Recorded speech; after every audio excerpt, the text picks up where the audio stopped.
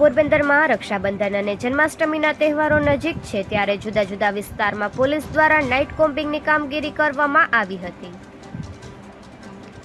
પોરબંદર જિલ્લામાં આગામી જન્માષ્ટમી મેળા મહોત્સવ તથા 15મી ઓગસ્ટના તહેવાર અનુસંધાને ઉદ્યોગનગર પોલીસ સ્ટેશનના સ્ટાફ દ્વારા પોલીસ સ્ટેશન વિસ્તારમાં કાયદો અને વ્યવસ્થાની પરિસ્થિતિ યથાવત જળવાઈ રહે તથા આમ જનતા સલામતી તથા સુરક્ષિત રીતે આગામી તહેવારોની ઉજવણી કરી શકે તે માટે મેગા ડ્રાઈવ કોમ્બિંગનું આયોજન કરવામાં આવ્યું હતું,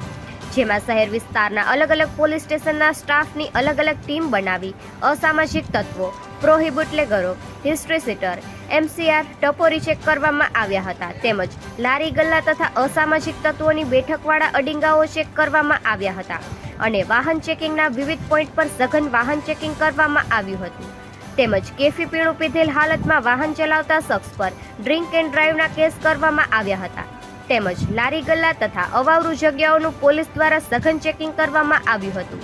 પોલીસની કામગીરી લોકોએ આવકારી હતી અને તહેવારો સુધી નિયમિત રીતે વિવિધ વિસ્તારમાં આ રીતે કોમ્બિંગ અને ચેકિંગ કરવામાં આવે તેવી લોકોએ લાગણી વ્યક્ત કરી હતી।